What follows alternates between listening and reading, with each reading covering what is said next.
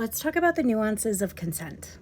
I want to remind people what the Fry's model of consent is. So consent needs to be freely given, reversible, informed, enthusiastic, and specific. And that is absolutely the model that the majority of marriages should be operating under. But there is a phenomenon that happens after a couple has been married for a very, very long time and has well-established trust and boundaries with each other. And that is where we get into this sort of consent over here, where 20 years of marriage asking for consent is a turnoff. If you do it and she says no, fine, but asking for consent, she would look at me and say, be a man and take what you want. That can be a form of consent if trust is firmly established in the marriage. And that kind of consent can only really be established after you've worked through the years of the Fry's model of consent and you have a firm grasp on what each other's boundaries are. I actually recommend, if you are working towards deepening your sexual intimacy or you want to work towards this sort of consent, working on my marriage playdate.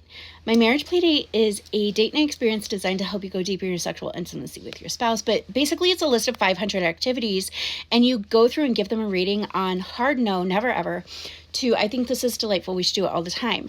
And that gives you a good idea of what your hard and soft limits are going to be.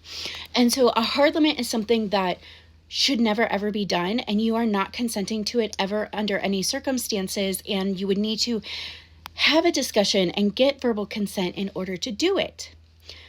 But soft limits could potentially be something I'm not really into all the time.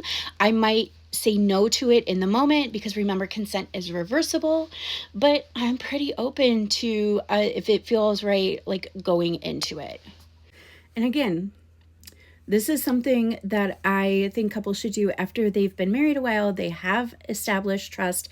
They know that both partners are going to respect boundaries and are going to respect a no if it comes up. Don't jump into this in your first month of marriage.